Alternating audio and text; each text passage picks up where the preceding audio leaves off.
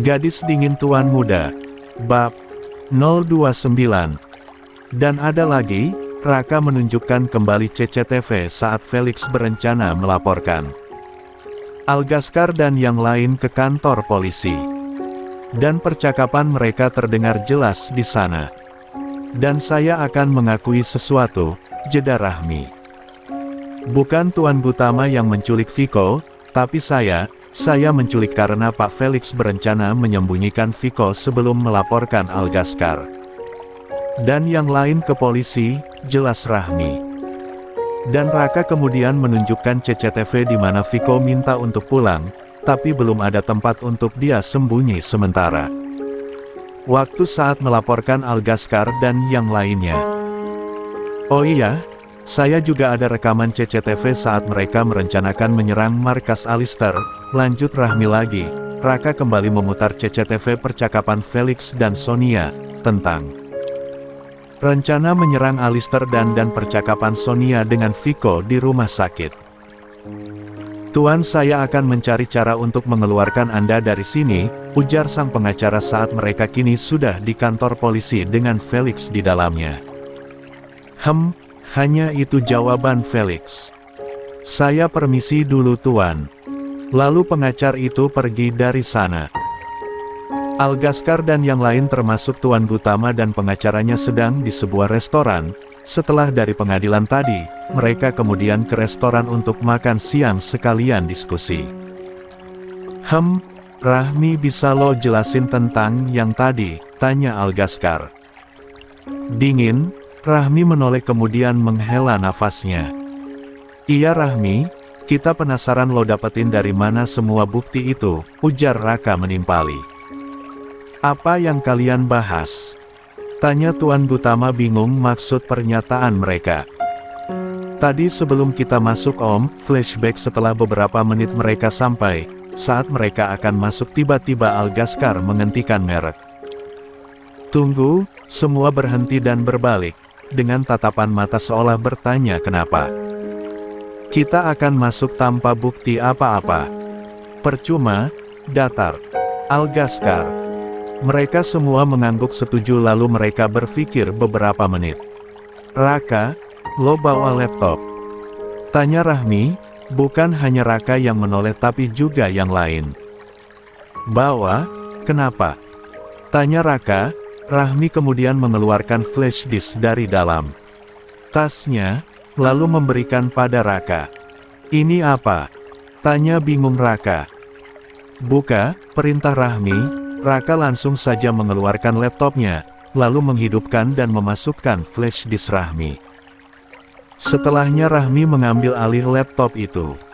Dia membuka sebuah file CCTV dan menunjukkan semua rekaman CCTV di rumah sakit dan di rumahnya yang dia rasa berguna. Rahmi sudah bisa memprediksi sebelumnya, jadi sebelum dia sudah mengcopy semuanya. Ini apa? Tanya Algaskar. Ini bisa jadi bukti, Felix nuduh bokap lo kan yang udah nyulik Viko. Ini bukti bahwa selama ini Felix berbohong, dan juga bukti bahwa Felix yang merawat Viko dan menyembunyikan fakta kematiannya. Jelas Rahmi, kemudian menunjukkan semua rekaman CCTV yang kiranya berguna. Tunggu. Jadi lo tahu kalau kita bakal diserang sama Felix? Tanya Algaskar datar dan dingin, yang lain juga penasaran tentang fakta itu, tapi pertanyaan Algaskar sudah mewakili mereka. Gue bisa jelasin nanti, sekarang ada yang lebih penting, tegas Rahmi. Mereka semua diam, apa yang dikatakan Rahmi ada benarnya. Raka, retas data-data Viko dan riwayat sakitnya, serta wali dan orang yang bertanggung jawab sama dia. Dia pernah rawat di rumah sakit cabang Oks pinggiran kota. Perintah Rahmi yang langsung dikerjakan Raka, bukan susah baginya apalagi Rahmi sudah memberi tahu detailnya. Udah ini kan? Tunjuk Raka yang diangguki oleh Rahmi. Siapa yang bisa print berkas ini? Tanya Rahmi. Karel, sebut Algaskar, yang diangguki Karel kemudian membawa flash disk itu untuk memprint file. Setelah Karel pergi, Sambil menunggu Rahmi kembali memeriksa hasil rekaman CCTV yang sudah dia pindahkan dalam laptop Raka. Dan memberikan instruksi kepada Raka untuk nanti menunjukkan rekaman itu. Lo udah paham kan, yang mana aja? Tanya Rahmi. Gue paham, angguk Raka. Tak lama Karel datang dengan berkas di tangannya.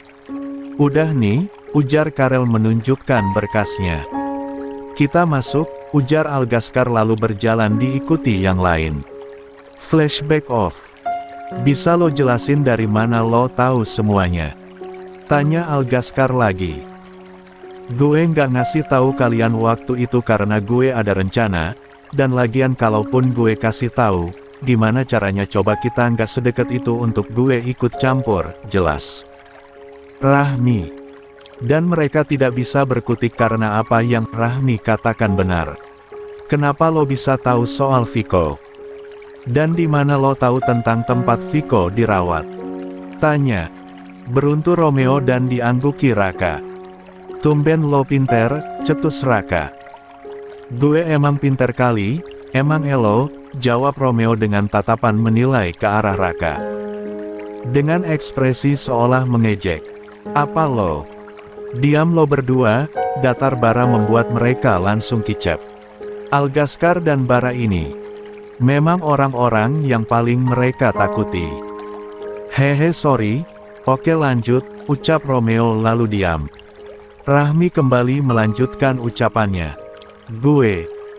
Rahmi berhenti, dia bingung harus memulai gimana.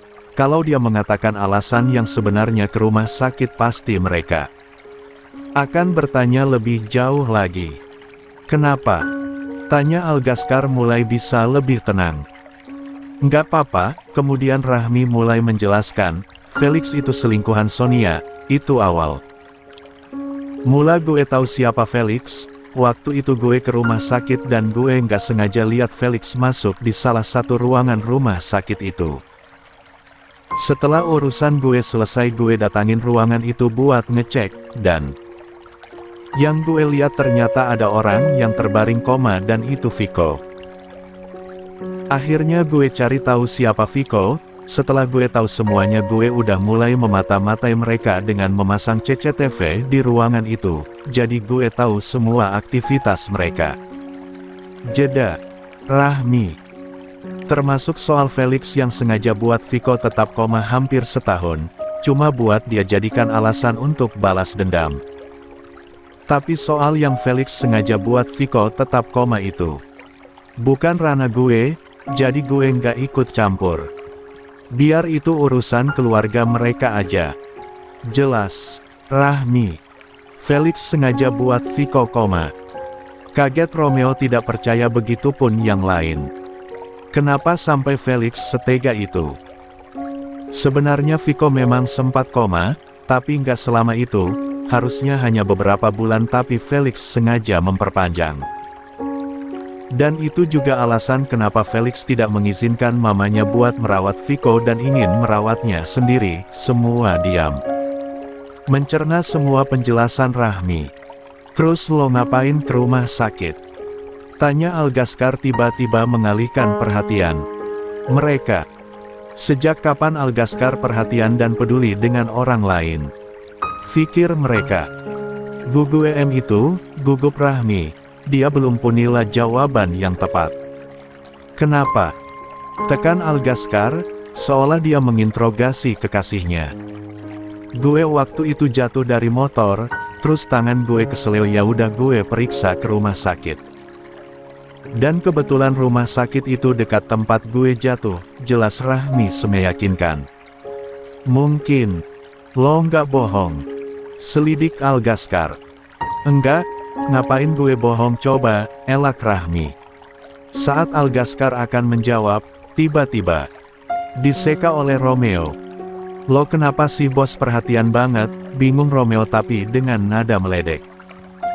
Algaskar tidak melanjutkan perkataannya, dia hanya menatap tajam Romeo. Sudah, Rahmi sudah menjelaskan. Dia punya alasan, kalian sudah paham kan kenapa Rahmi lakuin itu. Seharusnya kalian juga bersyukur kalau Rahmi Tidak membawa Viko, mungkin kita tidak akan menemukan keberadaan Viko sampai sekarang, dan bisa aja kalian yang masuk penjara bukan Felix. Jelas Tuan Gutama. Iya Om, jawab mereka. Sebaiknya kita makan siang dulu, ini makanannya dianggurin, lalu mereka makan siang bersama. Mereka makan dengan hening, tidak ada obrolan, atau candaan, setelah selesai makan. Mereka mengobrol sebentar. Oh iya Rahmi, istri Om ingin bertemu dengan kamu, ujar Tuan Gutama tiba-tiba. Yang lain, fokus kembali ke arah Tuan Gutama. Ada apa ya Om? Tanya Rahmi penasaran, walaupun dia juga sebenarnya cukup merindukan sosok ibu seperti Kinan, tapi tiba-tiba ingin bertemu cukup membuat Rahmi bingung. Tidak apa-apa, kamu akan tahu nanti. Dia akan kesini, kamu bisakan menunggunya sebentar, Tuan Gutama bertanya untuk memastikan. Pasalnya sang istri sudah diberitahu bahwa mereka akan membawa Rahmi, tapi dia bersikeras ingin datang sendiri. Iya Om, saya bisa tunggu, jawab Rahmi. Makasih Rahmi, dia sudah jalan, ujar Tuan Gutama. Mereka kembali mengobrol santai, diselingi pertengkaran Romeo dan Raka, dan jelas saja 3 orang yang hanya diam, siapa lagi kalau bukan Algaskar, Rahmi dan Bara. Om sepertinya kita pamit dulu, masih ada urusan, ujar Bara. Iya deh Om, kita pamit. Tambah Karel. Ya sudah tidak apa-apa, jawab Tuan Gutama. Ya udah Om kita pamit, Al kita duluan, pamit mereka. Hati-hati, jawab Algaskar. Rum, kita duluan. Oke, Tangsyah, lalu mereka pergi dari sana. Tuan sepertinya saya juga harus undur diri, saya masih ada acara, pamit Pak Bambang. Juga. Iya, terima kasih Pak Bambang, ucap terima kasih Tuan Gutama. Itu sudah menjadi tugas saya Tuan, hormat sopan Pak Bambang. Tuan muda, Nona. Saya pamit dulu, pamit sang pengacara beranjak dari sana. Terima kasih, balas Algaskar dan Rahmi bersamaan. Nggak apa-apa kan lo nunggu dulu, ujar Algaskar pada Rahmi. Gue. Nggak apa-apa, gue bisa nunggu Tante Kinan kok, jawab Rahmi. Dia sudah hampir sampai, beritahu Tuan Gutama memperlihatkan pesan sang istri. Iya Om, balas singkat Rahmi. Kini mereka pindah ke dalam private room untuk menunggu Nyonya Gutama. Tak lama pintu ruangan terbuka dan masuk wanita parubaya yang masih cantik. Dia berjalan ke arah Rahmi dengan mata berkaca-kaca. Rahmi yang melihat raut terharu Nyonya Gutama jadi bingung. Grab. Belum sempat Rahmi memanggilnya Nyonya Gutama sudah menarik Rahmi ke dalam pelukannya dengan berderai air mata. Amira, lirih Nyonya Gutama dalam pelukan Rahmi dengan tangisan yang tak kunjung berhenti. Rahmi yang mendengar nama sang ibu disebut jadi terdiam mematung. Apa dia? Tidak salah dengar, Nyonya Gutama menyebut nama ibunya. Tante, panggil Rahmi melepaskan pelukan Nyonya Gutama. Tante kenapa nangis? Tanya Rahmi setelah pelukan mereka terlepas. Kamu anaknya Amira, jawab Nyonya Gutama sesegukan. Rahmi kaget mendengar jawaban Nyonya Gutama, berarti dia tidak salah dengar. Tante kenal dengan ibu saya. Tanya Rahmi masih kaget. Nyonya Gutama mengangguk. Masih dengan tangisan, lalu kembali membawa Rahmi ke dalam pelukannya. Iya, ibu kamu adalah sahabat Tante, jawab Nyonya Gutama dengan anggukan cepat. Maafin Tante.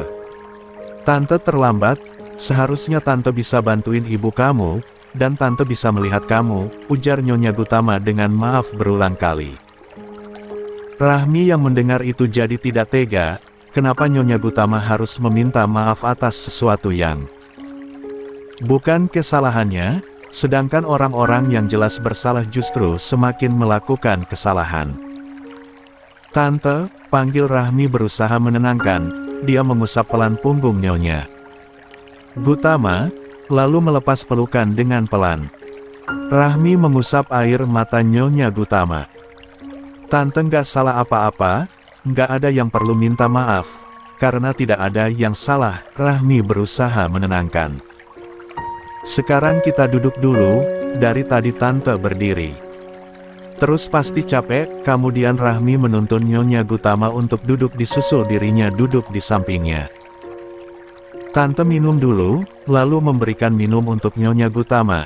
Setelah merasa tenang, baru mereka mengobrol kembali. Tante nggak ngangka kamu sudah sebesar ini, dan kamu sangat cantik, puji Nyonya Gutama. Rahmi persis dengan ibunya, cantik dan lembut. Mungkin jika dari segi wajah mereka mirip, tapi dari sifat, sepertinya mereka jauh. Kehidupan yang Rahmi jalani tidak memungkinkan dia untuk bersifat seperti sang ibu. Makasih Tante, Rahmi juga menyangka ternyata masih ada yang kenal sama Bunda. Rahmi pikir Bunda sudah tidak punya siapa-siapa lagi di dunia ini, balas Rahmi. Tante sudah mencari kamu, setelah dari rumah sakit itu, Tante yang mengurus pemakaman Amira karena saat Tante datang, sudah tidak ada keluarga ibu kamu lagi. Tante sudah menunggu ayah kamu tapi dia tidak datang, dan Tante tidak bisa mencari ayah kamu. Karena Tante tidak tahu siapa ayah kamu, Tante nggak ada waktu ibu kamu menikah, jelas.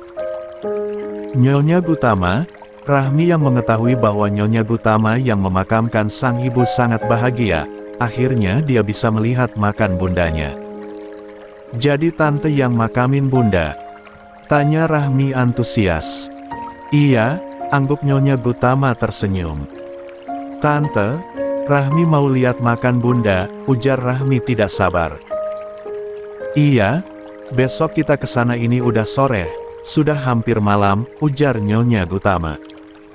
Ya udah besok aja, pasrah Rahmi. Kamu sangat mirip Amira, awal melihat kamu. Tante sudah bisa menebak tapi Tante tidak ingin gegabah, Tante saat itu akan mencari tahu dulu.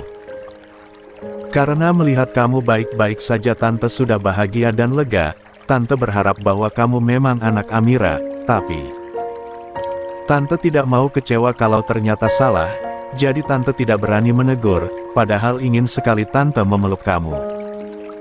Rahmi senang Rahmi bisa merasakan pelukan seorang ibu dari Tante, haru Rahmi. Maaf ya, seharusnya Tante bisa menemukan kamu dengan cepat, Tante mencari kamu belasan tahun, tapi saat pertama kali melihat kamu Tante merasa lega, kamu baik-baik saja, hidup kamu juga baik, kamu hidup dengan ayah kandung kamu, Tante pikir dulu. Kamu dibawa sama orang jahat, tapi setelah Tante melihat kamu di rumah Tante waktu itu, dan Al bilang kamu tinggal sama ayah dan ibu tiri kamu, Tante sedikit lega kalau itu beneran kamu. Setidaknya kamu tidak tinggal dengan orang lain atau orang yang memperlakukan kamu tidak baik, Nyonya Gutama.